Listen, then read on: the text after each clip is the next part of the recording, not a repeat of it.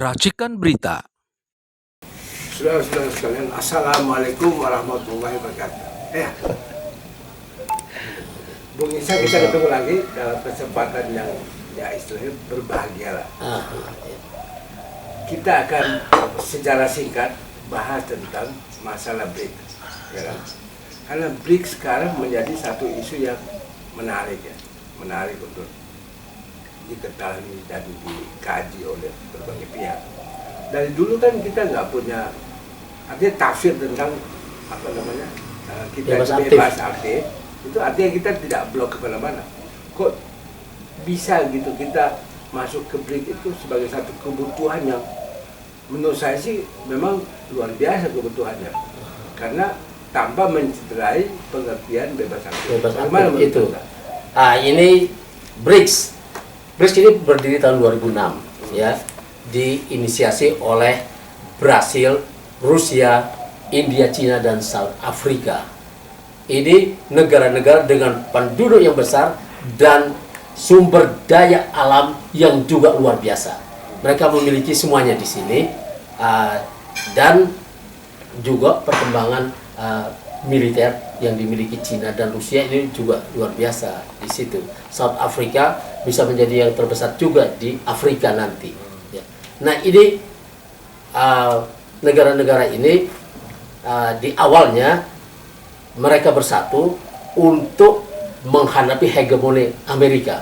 Jadi Amerika jangan besar sendiri, kan gitu. Setelah blok Rusia jatuh ini, kan dia tinggal sendiri, dan Amerika kelelahan. Amerika kelelahan sendirian. Jadi baru di awal abad 21 dia sudah kelimpungan sendiri.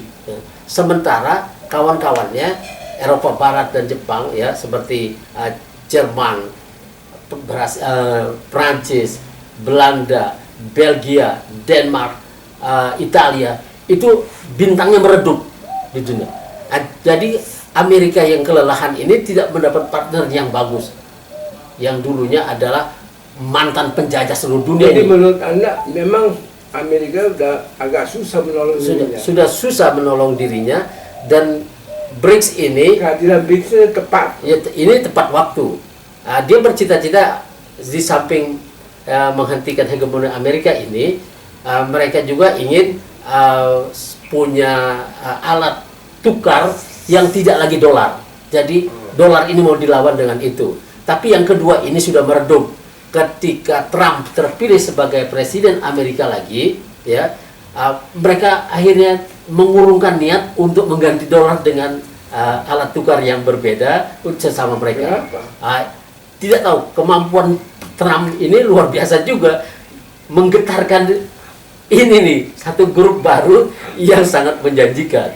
Tapi BRICS tetap menarik karena dia sudah bergabung di dalamnya. Ada Iran, ada Turki, ada negara-negara Timur Tengah, semuanya lagi berusaha untuk ikut ngatur dunia, kalau nggak tergilas.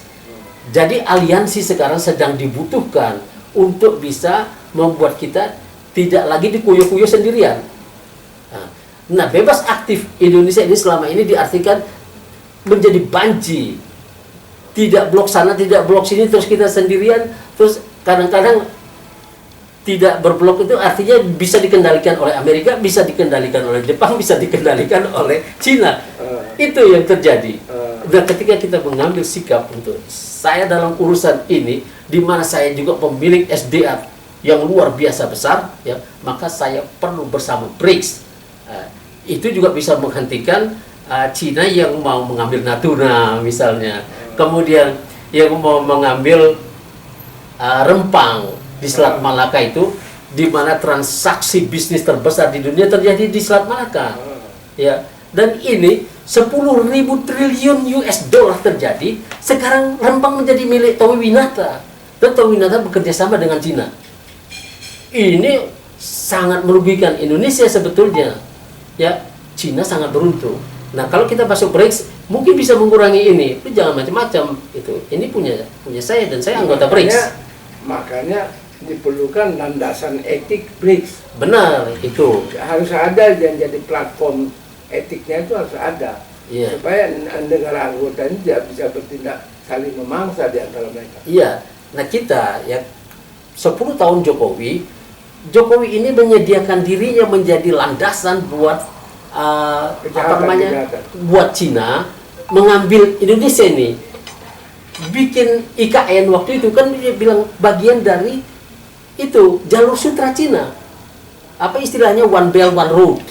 Makanya nggak salah kalau ada tuduhan bahwa dia hanya menjalankan tugas. Iya, itu dia menjadi pasukan proksi untuk Cina, di mana Cina tidak lagi mengirim tentara. Walaupun dia bilang-bilang tuduhan mereka saya ini antek ini antek itu tidak benar juga. Tidak benar, harus dibuktikan di pengadilan. Jadi silahkan ngomong apa saja, tapi ngomonglah di pengadilan. Nah ini ada peluang itu. Ya karena banyak kesalahan itu. Menghancurkan kampus juga sebuah kesalahan yang luar biasa dengan mengumpulkan rektor-rektor itu. Rektor ya, kalau kaum intelektual berkumpul dengan inisiatif sendiri, dia akan melakukan satu perubahan besar untuk rakyat. Tapi ketika dia dikumpulkan oleh penguasa, dia cuma peternakan. Dia dikasih pengarahan. Ya, cuma jadi peternakan saja. Peternakan kaum intelektual yang bisa dipesan apa saja. Seperti dulu Hitler memesan pada kaum intelektual Jerman itu, saya mau ikut dan dunia akademis kita mati. Itu dimatikan lewat ini. Nah maka kita perlu BRICS ini perlu dipikirkan dengan baik ya, karena masa depan dunia ini ke depan akan ditentukan oleh 4 faktor, yaitu pangan, air, logam, dan energi. Ketiganya ini ada berlimpah di Indonesia, tapi kita itunya nikelnya dikuasai Cina. Kalau dikelola dengan baik menjadi berkah. Menjadi berkah. Tapi kalau dengan buruk menjadi bencana. Iya itu. Nah mengelola ini itu diperlukan manajemen yang bagus dan mental manusia merdeka, manusia berdaulat. Kalau ada BRICS bisa lebih bagus. Bisa lebih bagus menurut saya ya, karena kita bisa dengan berkumpul di BRICS, masalah-masalah kita di Natuna dan lain-lain bisa dibicarakan di BRICS. Di BRICS. Masa sama-sama anggota saling. Iya, itu. Ya, kan? Itu jadi, dan kita. Tapi sekarang udah jadi anggota BRICS. Sudah menjadi anggota. Kita selama ini menjadi peninjau dan sekarang mencoba berani, tapi masih ragu. Nah, menurut saya jangan ragu. Jadi anggota tetap BRICS supaya bisa ikut menentukan. Ya, jangan menjadi peninjau. Kemarin katanya udah jadi anggota. Saya tidak melihat itu kalau menjadi anggota harus gegap gempita itu. Ya, harus gegap gempita. Tapi ini seperti diam-diam supaya kalau salah nggak apa-apa gitu loh. Ini harus dilakukan dengan jantan gitu.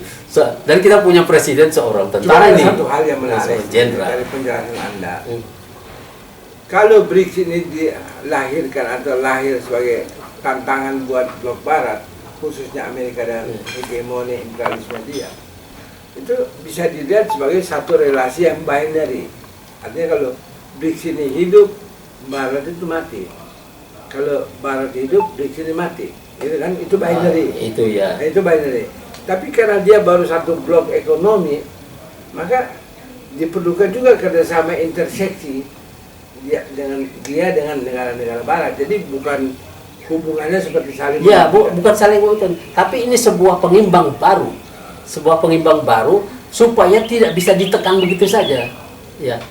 Tapi Cina ini kan sudah menekan. Misalnya dalam urusan ekspor tanah langka ya, dysprosium, terbium, uranium dan lain sebagainya itu, Cina mengekspor 50-60% produknya ke Jepang.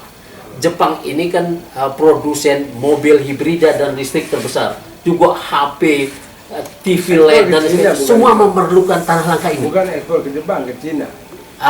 Enggak, ekspor Jepang mengekspor ke Cina, tapi bahan energinya, baterainya itu dari Cina. Cina pemilik yang terbesar, 90%. Tapi dalam kualitas yang rendah. Dia 40-50% kadarnya. Yang punyanya Australia di Gunung Well itu kandungannya 70-80%. Orang mencari yang itu. Nah, Jepang ini ditekan oleh Cina karena Jepang menangkap nelayan Cina yang maling ikan, mencuri ikan di perairan Jepang, kemudian ditangkap nelayannya itu. Cina menekan Jepang dengan menghentikan ekspor ini.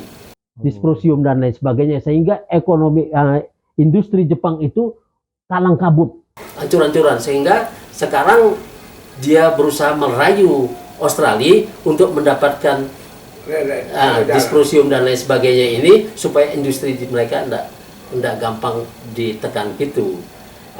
Kemudian Australia juga sekarang tidak ingin asing menguasai sampai 51% tambangnya, yang di kita jor-joran sampai bisa 100%. Nah, kita tidak punya kedaulatan akhirnya gitu loh. Cuma punya kertas bahwa itu punya kita.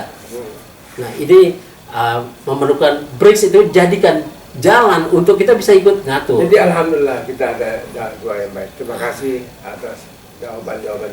Iya. Kita akan ketemu lagi. Iya, insya Allah kita ketemu lagi. Terima kasih. Yuk.